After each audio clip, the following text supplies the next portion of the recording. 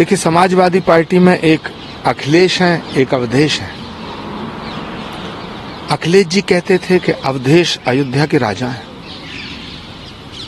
और अवधेश जी कहते थे अखिलेश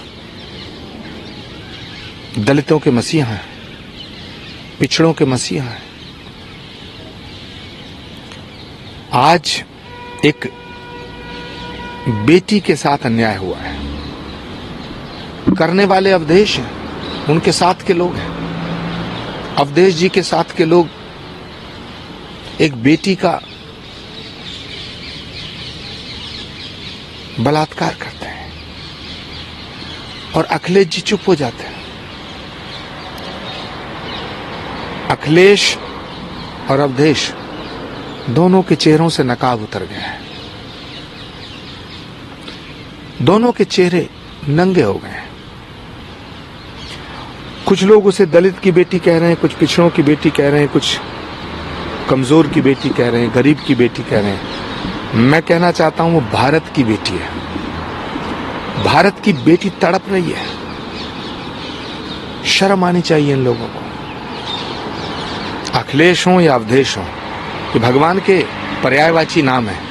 इन्होंने कलंकित कर दिया इन नामों को और साजिश कर रहे हैं। अपराधियों को बचाने की कोशिश हो रही है। एक बार उस बेटी के सर पे हाथ रख के पूछो अवधेश जी, पूछो अखिलेश जी, जाओ उसके घर।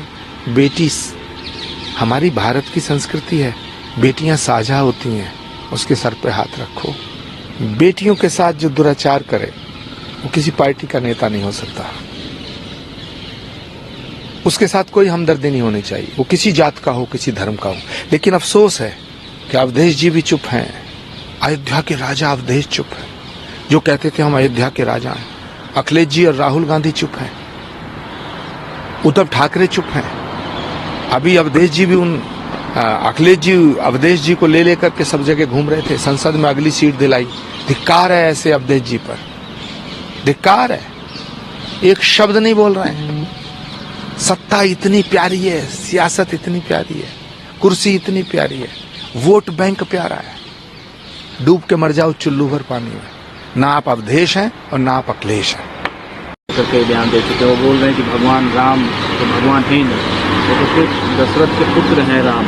वो ये भी कह रहे हैं कि चोल डायनेस्टी की बात करें तो राजेंद्र राजा की बात करें तो उन्होंने मंदिरें बनाने की काम किया, उन्होंने भगवान का रास्ता दिखाई। ये कैसे भगवान?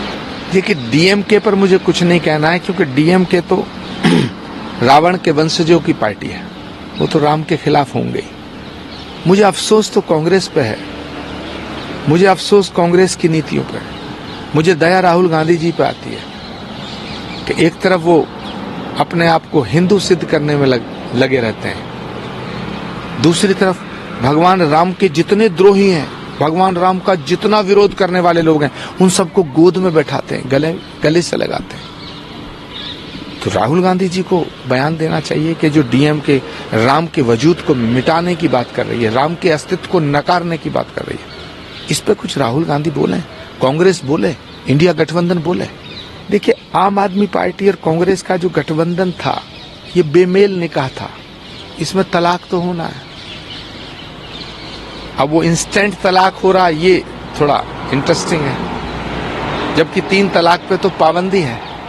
मगर आम आदमी पार्टी में और कांग्रेस में 3 तलाक खट खट खट हो रहा है, खटाखट हो रहा है। वायनाड में जो हुआ है, जो प्राकृतिक आपदा आई है, उससे मैं दुखी हूं। वो अपूर्णीय क्षति है। भगवान से प्रार्थना करता हूं कि जो लोग गए हैं, जिन लोगों ने अपनी जान गंवाई है, उनकी आत्मा को शांति प्रदान करें, जिनके और उनके परिवारजनों को इस दुख को सहन करने की शक्ति दे।